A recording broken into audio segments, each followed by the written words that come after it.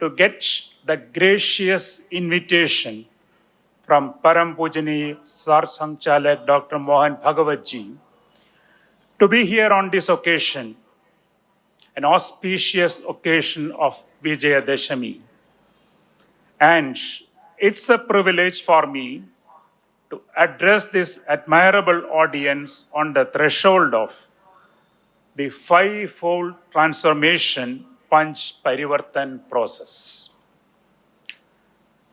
It was great to live a day in this virtuous ambience of self-discipline and selfless service at Smriti Mandir and pay homage to the founder Param Pujaniya Dr. Hedgewarji. And I also had the occasion to visit his house and the place of his birth yesterday. It's a combination of simplicity and greatness. I recall that way back in January 2016 at the Akhil Bharati Shring Vadya Shibir held in Bangalore, 2,000 Swayam Sevaks from various parts of the country merged their minds to the finest level in time, tempo, and tone. This day, it's a unique experience to witness the harmony of valor and determination all around from the morning. And thank you for this amazing feeling. I would say a few words about the takeaways from India's space odyssey.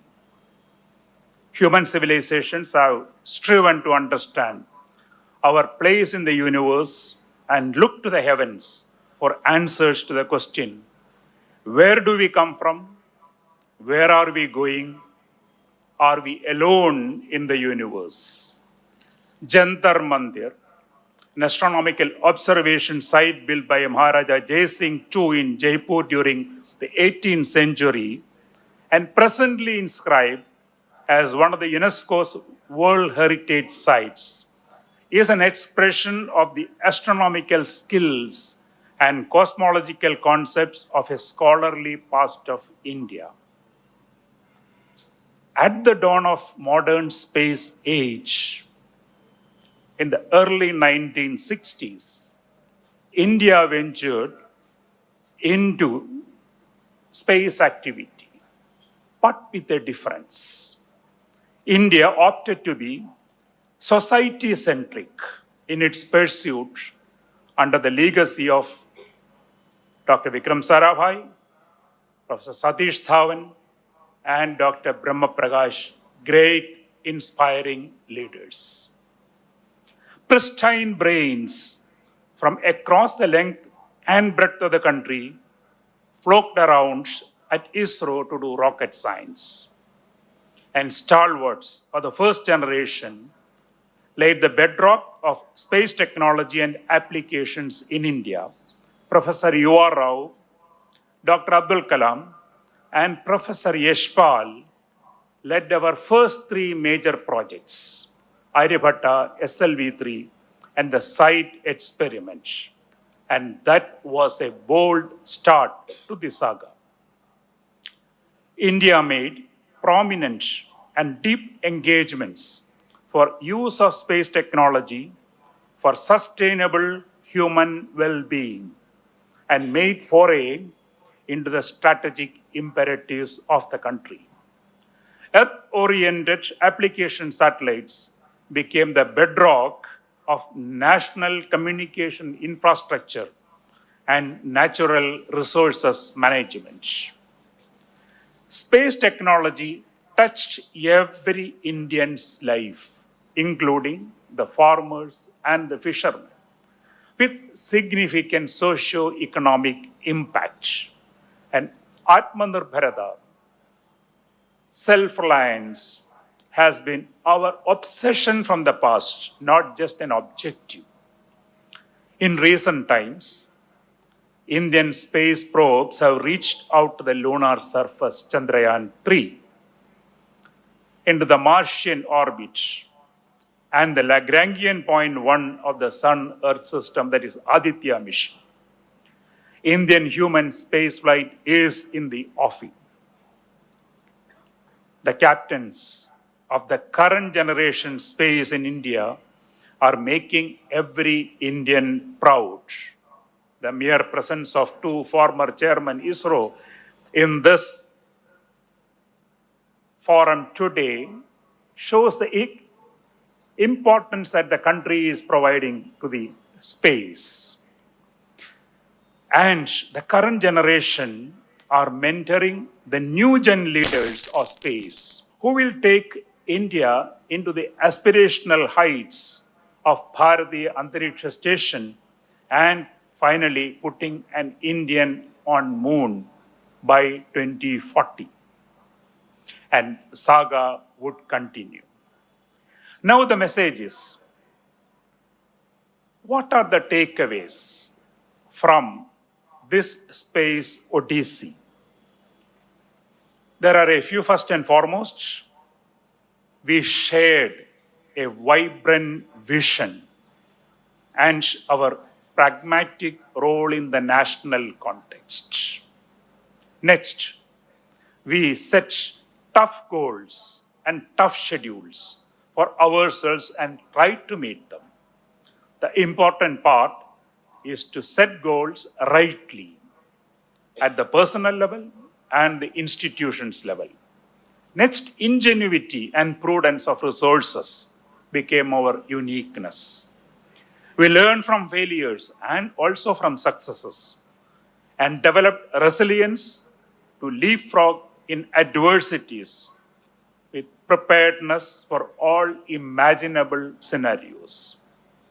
We imbibe the power of self-belief and team excellence. And transformational leadership continued with a sublime combination of the wisdom of elders and innovative power of the younger generation. And in the emerging world order, India would hold a prominent place in space applications, space exploration, space habitat, and exploitation of celestial resources. So this has been an odyssey of selfless service to the nation. Let me just ponder over the issues of technology security. Technology and applied sciences are engines of economic growth and the confluence of big science and deep technology. They are becoming increasingly relevant to solve the most formidable problems of the nation. And India has made commendable strides in space and several other areas of science and technology. However, in the evolving technology-centric world, we need a rapid transformation from technology dependence to technology adequacy and technology lead across core socio-economic sectors and strategic sectors. A renewed emphasis on materials, engineering, and manufacturing technology are crucial to achieve these targets of technology security. Technology is advancing exponentially, and presently we live in a technology-fueled transformative era. As per the survey of World Economic Forum, half-life of skills is below 5 years, or even half for many of the areas. And the big picture is the narrative of a future from a technological perspective, and which seems to evolve around 7 major areas: artificial intelligence, boundless connectivity, blockchain technology, quantum computing, metaverse, synthetic biology, and aerospace systems. And the next decade will witness the 6th and possibly the 7th industrial revolution. And it is imperative that we reinvent ourselves in shorter time scales and stay relevant aside providing proactive regulations to ensure a secure world. And technology must have a human face. We should be sensitive to the humanitarian impacts of technological interventions. And the cardinal question is how technology will make a difference to the life of the users. And there is always a lingering question whether society with various and varying geographies and demography, like in India, is ready to embrace technologies without distrust. In other words, is our society future ready? And the major responsibility of this is with the educational institutions. And already in the educational institutions, technology has made a big difference in the way education is delivered. And if you look at our higher education system, they are in a state of transition in the positive direction to transform India into a vibrant knowledge society and to mold global citizens with critical thinking, conceptual understanding, and human values. And it aims to bring out the unique capabilities of each student to suit the needs of the 21st century and rightly with holistic, flexible, and multidisciplinary education at school and college levels. Internationalization of higher education, that is another important aspect that has come up. Indian higher education institutions have started opening campuses abroad. Transformative reforms in strengthening the periodic assessment and accreditation of the higher education institutions, that's underway. And the important thing is we are looking at not only the input, but the and finally the impact they make into the society. And I said we are in a state of transition, and there is a huge emphasis today on research, innovation, and entrepreneurship.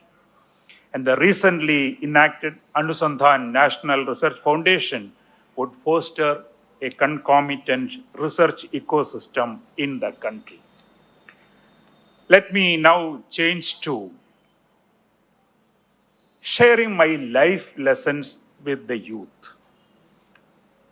Performing arts and imbibing spiritual heritage helped me with value-centric personal decisions in life and for mindful leadership in frontiers of space science and technology.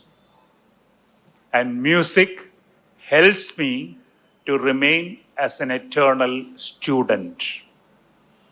I was exposed to Bhagwat Gita in my younger days when I was in class 6. I was enacting the role of Arjuna in Gitopadesh, where the mind is not there with you, there is no use of all the power that we have. That's what we learned. But I started appreciating Bhagavad Gita from then, and it has helped me in my life to keep my composure in tough times and to regenerate myself. I'm still a student of that. I try to understand, interpret, and see the applicability in life. Let me share a couple of points from Bhagavad Gita that's applicable to the youth. The chapter 16 of Bhagavad Gita begins with an exclusive list of noble traits in a cultured person. Sattva samshuddhi, jnana yoga vyavasthiti, danam damascha, yajnascha, swadhyayastava arjavam. Fearlessness, abhayam. Sattva samshuddhi, purity of heart. Jnana yoga vyavasthiti, steadfastness in the knowledge. Danam, understandable. Damam, control of the senses, yajna, the sacrifice, swadhyaya, self-study of scriptures, tapa, asceticism, and arjavam, uprightness, from abhayam to arjavam. And Swami Chinmayananda in his commentary indicates that sincerely pursued and consciously lived, these ethical values and moral beauties contribute to a better expression of the diviner possibilities in a person which generally is dormant. Bhagavad Gita concludes with an observation of Sanjaya, which is important. Yatra Yogeshwara Krishna, Yatra Partho Dhanurdhara, Tatra Shri Vijayo Bhudir Dhruvanidhi Madir Mama. That means we need both the Dhanurdhari and the Yogeshwara. While we have technology, we also need to have the ideals on how we make use of it. A knife in the hand of a surgeon saves a life, but that knife in the hand of a bad person will be a problem for the humanity.